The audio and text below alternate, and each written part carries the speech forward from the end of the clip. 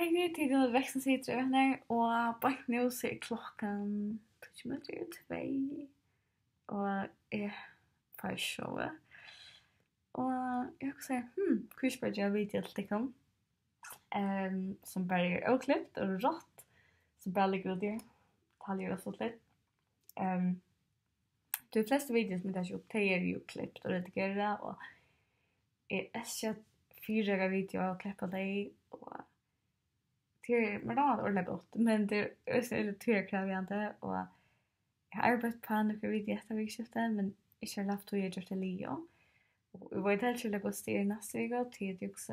Jag vill att vi gärna bara njöta så tina, arbetslöpet och attarna och bara njöta först touchpunkt och inte ska också man får göra video, det är ja, jag har alltid brått det här många gånger också om att man ska göra ett video, akkurat som jag vet inte att jag har lagt lite med, som alla gånger också om det som ska göra mest, så nu man inte ordentligt lösningar som är det då. Ja, så det här också. Men när den kommer video tror jag att det var vuxna jocken, så det var livestreamat, så vi glömmer sånt till. Så tack att du inte mig hvis du vill ha ett gott egen video. Men ja, och ja, jag är så spänd till lära dig in och att giftas och bara börja nya kapitel samman som tjon och just det att det bara att nökturskoj som god bara kan bruka fullt och helt till att göra mer bara lyga honom.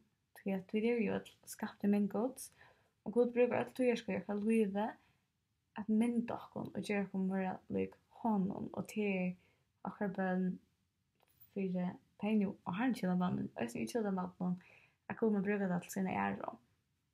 Och ja. Och spela nu på Sverige det var gift och så är det expra. Jag vet inte hur det är det. Jag spelar men jag vet att det är gott. Tror att det är något som god är skapt. Och det som god är skapt är gott och är något fantastiskt. Och det är något att glädjas om och något att glädjas till. Halde jag. Och jag har gjort några videoserier om det på YouTube som heter Cheens, endelig Jet Timon. Og jeg halte det sier bare så vel, og hvis jeg skulle sagt om at jeg sier sagt akkurat lykka, som jeg gjør jeg som vet, selv om jeg vet ikke at jeg var single, så jeg gjør det akkurat lykka, jeg har sagt akkurat det samme, bare lagt enda mer avhørsel og alt det som jeg sier til det er så sagt, og det er enn så sagt. Nu tar jag ring för lov och jag säger akkurat det samme, at jeg vil gifte, jeg vil se unga lett og kanskje bare lite enda mer avhørsel av det som blev sagt i videon. Så jag men jag har alltid stått att liksom studera några ut på Bibeln och söka att Gud skapade hur fantastiskt det är. Och så jag släppa uppleva det. Det är det särskilt och jag räknar vi att det kommer att se vi mer att jag kan investera i livet så upplever man så trofast hur god det är och så god han är. Och tar man följer honom efter hur man bara väl kan säga ja, god är god och god vill skriva efter sin ord till han inte det bästa. Och det är ordentligt det som jag uppleva jag ska ju ha rätt att vara single, jag ska nu ta över förlova och ringförlova. Och just och låt det är samma för att kunna säga att jag är gift att jag god är god skriva det som han skriver till han inte det bästa och han är så omättlig och jag och han inte bara det bästa livet utan att vi skulle bara njuta det som han är skatt till fullmer. Och jag hade det så fantastiskt. Och jag får säga att jag är vi att jag fick ett versen också med till att vi finner att jag glömde det jag skulle säga men så jag verser som jag blev upp till det att och det är så ganska man då som kjolaband och så glömmer man att det är till man också om man står och går ut kjolan och varsla och gingen allt det där. Och det som kjolaband i grunden är det som en ålder som outger till det är outger för livet men samtidigt är det så simpelt eller så jag vet inte skilja mig men det som man är att det är efter kjolaband i bibeln för visst när att Adam var gift så tog de från annan till äkta, eller de blev mer kvalna, är för gode. Och det hade jag var just den flottaste kjolan, eller flotta kjola, röver, och här var inte familj och vänner, jag gläser att man och gör alla på sjur och kastar ut och tingene. Det var så simpelt att jag går för någon så ja, och går så till kvann annan. Och det är det som kjellaband är. Jag vet inte att jag är för god till och människan det är väldigt viktigt att det är lyckfullt. Och jag hade också god användning för mig. Särskilt i sån dön och kanske för andra som skulle bli gift. Jag säger att man kanske var nødt att köra ner på en ting, men det är inte som man nødt att köra ner på är inte brudlevi egentligen. Brudlevi eller det som man säger vuxland eller det är att de gör kunna tycka ja.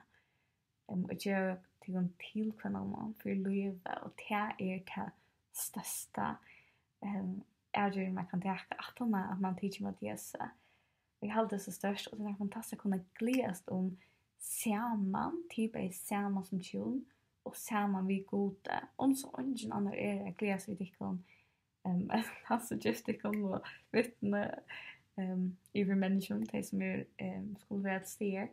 Men det är som att man kan glädjas samman och man kan glädjas samman över goda.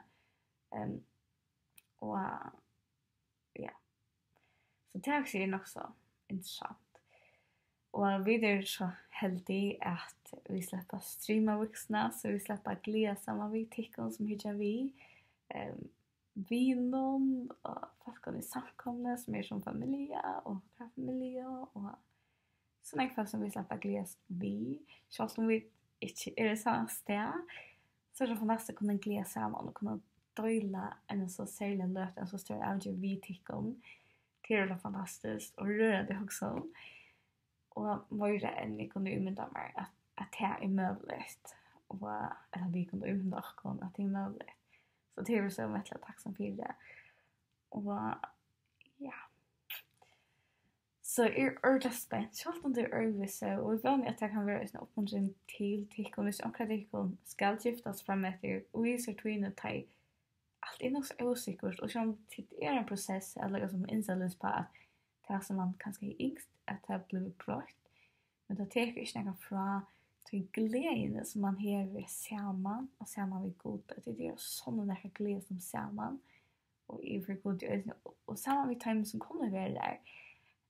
Om det ser få. Eller om det ser till för man kan ringa till 18. Det är sådana där man kan glädjas om.